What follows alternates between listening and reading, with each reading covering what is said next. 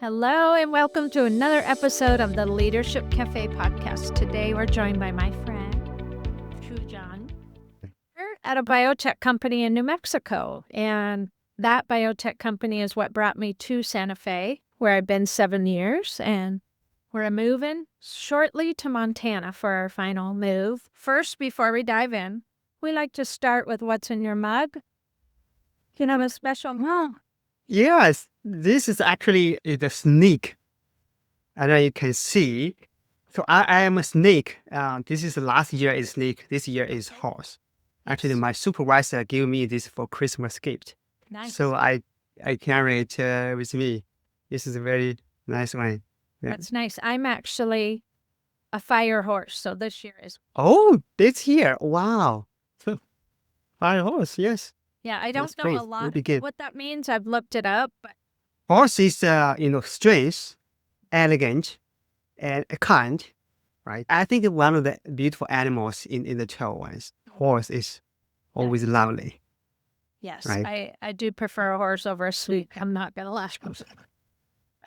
Yes. So, Shujian is a PhD of molecular pathology. He's got an executive MB. He does AG-bioscience and all kinds of really interesting RNA research. But he also has a whole passion and interest and really kind and relevant perspective on leadership, which is what we want to lead into today. And so you grew up on a farm. You were a farm boy. Yes. And Yes. you became an ag biotech leader. How do you being on the farm shaped the leader that you are today? Yes, I was raised in a farm in a rural small village in China. I think before I know science, really, what I was around is the crops, the green land, and the people, right? And this really shaped how I see the connection between nature, between people, right? Yeah. And why I came to the plant science or AG-biotech is actually a story. And I enjoyed the childhood working around in the field. A lot of fun. I think that's one of the best memories in my life, I would say. But I do have hard times. For example, the pests or the bad weather can destroy the crops. I don't like to spray pesticide in the summer with my family. You can imagine it's hot, right? Or pull weeds from the cornfield, right? The cornfield is taller than me. I have to pull in. Somehow, we don't have a herbicide at that time. But anyway, we used to plant cotton in our field, in our area. It's one of the main economic source for the family there. At least in one of my areas when I grew up. One pest called cotton bollworm. It's the bugs, they eat flowers, leaves, and we have to spray heavily chemical to kill them, right? Even though, because they develop resistance, which means they're not sensitive to this pesticide anymore. I have to join my family to go to the field and look at the plants, just like to know, okay, where they're hiding, because if they're hiding in somewhere, we cannot approach, or the chemicals I cannot reach them. They're still alive, right? But one summer, I think I was in high school. When I went back to my family, I'm planning to join them to spray pesticide. And then my parents said, oh no, we don't need to spray anymore this year. I said, what happened, right? We used to spray every year. I said, well, you probably don't know, we planted a transgenic cotton plant starting that year. I think that's the year the transgenic cotton seed imported to China from US, of course. In the simple language, the transgenic plant express a toxic protein can kill the cotton bollworms. And I was so shocked. I look at the field, look, I don't need to spray pesticide anymore. And the plants growing healthily. And I thought, wow, that's the moment. Science to me is personal, right? So that's the time I think, okay, I did a little bit of research on that plant protection or plant biotechnology. So I decided to be pursuing that field and want to be a plant biologist. I think it's so amazing. My undergraduate was at a land grant university, which is very agricultural. There's lots of research. So every faculty has to have a research project. And so that's kind of part of how it's funded. And I know that at the university I went to school at, they have continued to develop new crops for apples because it's Washington State. So the Oh, Cosmic okay. Crisp apple, which Yes. slice and it doesn't get brown, is from my university. And I think a lot of Oh. people are a little afraid of some of that. They think it's Mm, bad or scary, but mm. truly, even the real feisty people I've met who are like, I'll never eat a GMO Mm. crop. And I'm like, but do you like seedless watermelon? Because that's a GMO crop, you know. And I think they get Yeah. nervous about changes to the plants or whatever. And I don't think it's all scary. I don't think it all has to be. Especially some of the elements the scientists bring inside the plant is only to that group of insects, right? It's really nothing to human. And also they have science-based data, right? Or regulatory also working for that. Right now, there's so many transgenic crops on the market, and for livestock, for human substance. Apple is one, and purple tomato, that's a gene editing one, but also gene element modified. So I think people are more and more to get better public acceptance on such kind of novel, modern biotechnologies can change our life, right? I'd rather eat a gene edited tomato than have chemicals being sprayed on all my stuff. Yeah, For yeah, sure. that's totally. So, one of the things that you've just started Nexus BioStrategy, which is exciting, helping connect kind of that ag biotech to real world business strategy. Super Yeah. excited for you. You've talked about kind of this idea of cultural adaptation being part of the driving force behind your focus on communication. Can you talk a little bit about why communication is a leadership tool and not just a soft skill, and what you have learned or unlearned and had to build? Yeah. Thank you. I mentioned about culture adaptation. When I first came to the United States as a postdoc, I can write, I can read, but when I communicate with my supervisor and colleagues, I feel like sometimes I don't have the right word to communicate or to explain myself better, especially in the group settings. So that is the driver. I feel like, gee, I have to really spend a lot of time working on that. You definitely heard about Toastmasters, right? And I wish I know Toastmasters the day one I joined. It's really great environment to practice communication, listening, and giving feedbacks. So the reason I think communication is very important, not only for science like biotech field, for any field, if we want to convey our ideas, explained clearly to anyone, your colleagues, your team leads, or your leadership, or the public. Right now, everything we want to achieve is teamwork. If we want to work together well, we have to communicate well. When we talk about communication, not only about talking, it's about listening too. You're listening what your colleagues, what their reaction when we're talking, what the feedbacks, and you changing your communication, the content or style, right? It is mutually. And the next one is convey our ideas is also when we try to talk about influence on the leadership a lot. That is the main topic. Before we really want to talk about ideas, we have to really set up in the front the trust between the one we want to explain, because what the trust build up is communication, right? And your credibility you build up is also you communicate, getting people know you better, and then they can trust you. That is my main driver in terms of the communication side.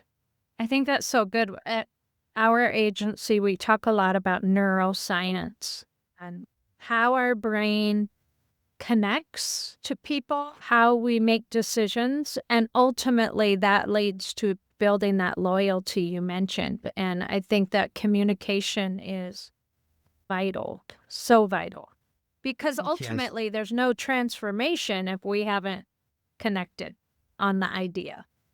Absolutely right. We can't change the world without helping explain it to somebody. Yes, yes. I mean, the science background, right? Scientific communication is everyone in our field had to master these skills, explain the ideas to the audience, the public, very well, especially when we talk about transgenic plants. We have to explain well to the public. That is one of the skills. Well, and it's ultimately the foundation of marketing, which every industry uses marketing to help explain what we're doing and why it be valued to you. So that's great. I appreciate that very much. So, Thank one you. of the things in your leadership style, which I really love and always loved about you as a human, Thank you. was this idea of the difference between kindness and niceness in leadership. You mentioned it. And it's a Yeah. nuanced idea, but can you talk a little bit about what it means to be a kind leader and how that's different from being a nice leader? Well, thank you. I think I shared it because, of course, I inspired from TED Talks as well as a HBR article about this too. I used to think these two words by meaning is the same, right?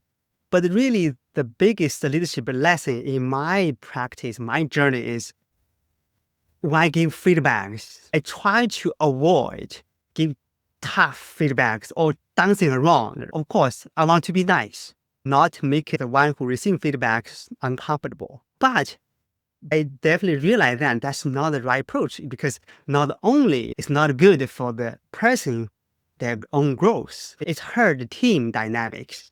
So this is the one thing I definitely learned a big lesson on that. And the nice is sometimes just, oh, I don't want to upset someone. But kind had to be, you know what? Want to tell the person what I think he might to keen on. Then we can work together as a team, right? It's good for himself. It's good for organization. I think that is a big thing. I learned a lot on that. That's really good because who among us doesn't want to avoid conflict? I think we all can relate to that. One of the things that I've read a lot about in HBR and other studies is that one of the biggest killers of culture is when those corrections aren't made along the way. The really high performers will see these people getting away with substandard work or whatever. So it's not only important to their growth, but as you mentioned, to the culture and the growth of the entire team. Yeah. It's helpful. That's so true. Just looking at your Substack. He's got a Substack. Really great stuff at Cultivated Insight. So Thank you. and leadership, which I love so much. So. Thank you. The cultivate, I was growing a farm, right? The cultivate like a crop in the field. They have growth period. I had to be patient, resilient. That's why that idea come from. I said, okay, I'm using this word. Of course, inside is what I learned, my reading and also learning from others, the conversations like this from my colleagues, mentors. And then I share. Really, the goal I want to do is, you may heard about the best way to learn things is you share what you learn. It's another way, kind of like distill what you learn is better for yourself before you benefit to others, right? But anyway, sorry, a little bit interrupting. And you read a lot of books, which I do also. I find even just from the basis of communication or writing, that when I'm reading other people's work, I learn different writing styles or a different way to frame an idea, or I sharpen my own storytelling ability beside all of the things that you're learning. I love reading, and mostly I like real books, like whole. I don't like electronic reading so much. Yeah, I like paper books too. And in my case too, at my house, the book is everywhere. And one thing I think yes, I think I'm excited to see when I reading a book, some ideas. It's kind of like leading me to think, oh, I reading this in another book. The author in that book frame it in a way based on their experiences, their field, in a way different from this one. It's either what I call it connect the dot. I feel like, the same kind of like a bigger concept behind, but people frame a different way based on their experiences, right? This is so rewarding when reading books, find that kind of moments. Have a favorite book or two on leadership that Oh, that's so many leadership. Read a lot like 48 Rules, the Resilient Leadership, and of course the habit, Atomic Habits. So many, right? But the one book really inspired me to writing to blog is the Diary of CEO oh, from Stephen Bartlett. This is probably one of my favorite books so far, especially for me, is in terms of communication, in terms of practice in public, in terms of focus on small things, in terms of being consistently acting on something or show up, right? And that's just, I think the 33 rules of life or growth. I think this book, it really motivates me to doing stuff, to learning, right? Another one example I will stop on that is 5 buckets, what Steven shared. What do you know? And then later on is who do you know? What do you apply? And your network, your reputation. It is 5 buckets. I'm sorry, I forgot all the details, but the first order is what you know, your knowledge.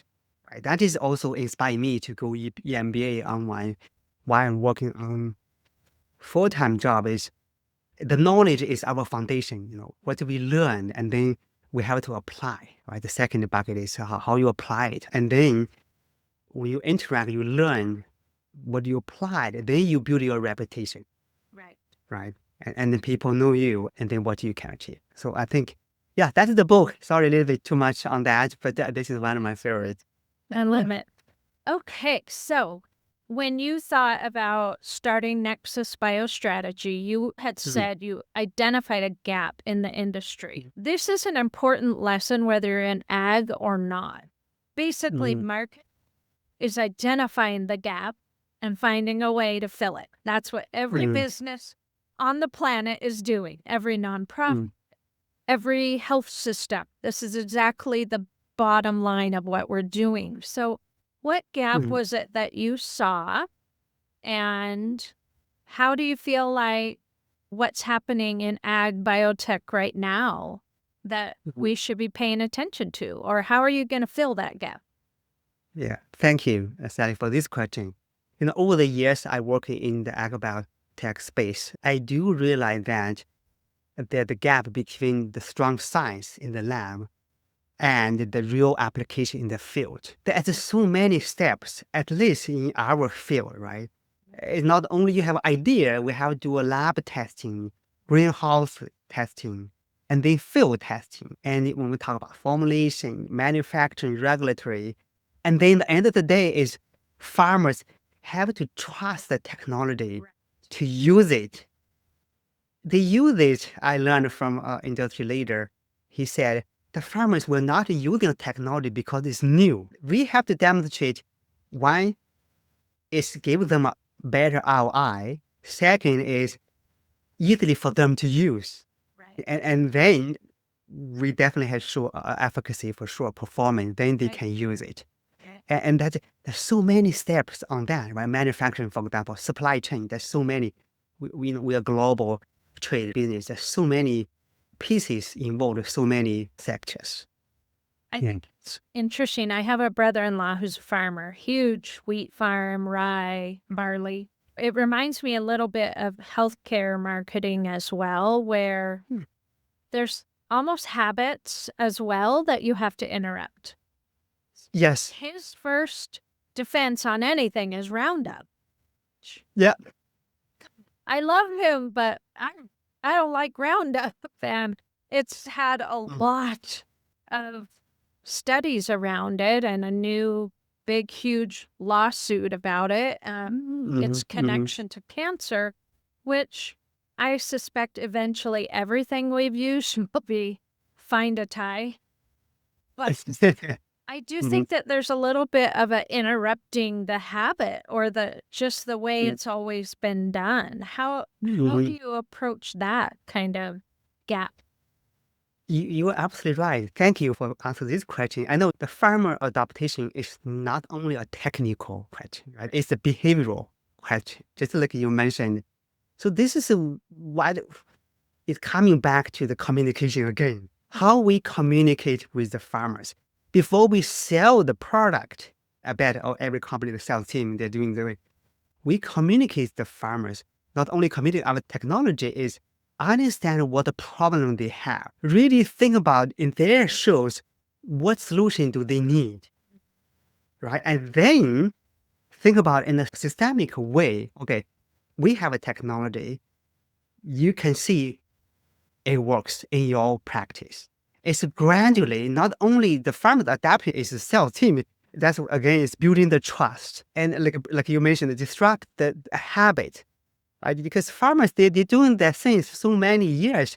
Agriculture is a cost sensitive field. If you want them to develop a new practice or new tool to apply your solution, that's not going to work. Right. You close to them, you know the problems, you know how to communicate with them. That's so right? good. I spoke a couple weeks ago at a healthcare conference, and Mhm. my session was talking about the difference between representation and recognition. And the difference Mhm. was saying, oh, I know farmers grow crops, or that we have lots of Mhm. farmers that we're helping, Mhm. versus Mhm. I know what it's like to be you and what you're struggling with. And that is where that trust gets built, because it's That's here's a new technology, unless it's way cheaper. It's got to be less expensive for farmers.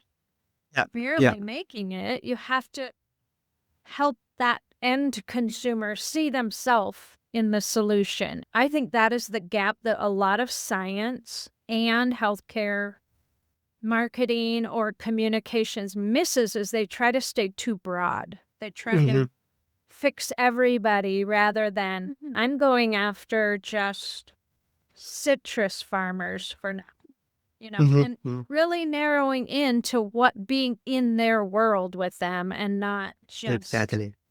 some know-it-all from some company somewhere else. You're absolutely right. If I mention a little bit, one, there is a player in our field, you definitely know, is a distributor. Distributor really close. They are more close to the farmers, and the farmers trust them, right? For we at the biotech companies, before we earn the trust from farmers, we earn the trust from the distributors, because they're gonna try this because they don't want to ruin their reputation among farmers. Again, it's a system. There's so many steps inside, and that's the gaps. I think is everyone working in this value chain has to think about how we should work together in a more efficient way to really think about farmers, right? Just really think about sustainable agriculture, our food security, right? That I also have done a lot of customer experience, and even in the biotech company we worked in together, it was so much focus on the investor Yeah. and not enough on the end customer. There had to be an even acknowledgement of the whole purchase chain and ecosystem. Yeah. To really build messaging worked. And I think that was some of the early struggle with them. They seem to be doing a little better now, but that as a marketer in that system, that was hard to translate from the chief science officer into something that anyone else could understand. Because Absolutely. the scientists are not the investors, and they are not the farmer either. So it was a fun challenge, but I think it bears keeping in mind who's the final and making Right. or building, that they are always kept in the picture and not an afterthought. If you try to bolt them on at the end, you may not have something that resonates. So Absolutely. But I do very happy to see there's so many investors they have agriculture ties. They understand agriculture, they're patient. Of course, compared to right now, like AI field, right? Value returns are so much, but agriculture investors, at least in AG-biotech field, I really, as a general, appreciate the investors continue to see the value of this field, right? Invest in the technologies. Even right now it's tough, but we still keep going. Yeah, I have hope we're going to return back to a scientific center. So you mentioned AI. I'm wondering, certainly we have found in our world in marketing that AI is really good at helping with the background research or the data or insights. That it's not effective to write your story for you. In your experience, where do you see AI works and where do you think it's falling short?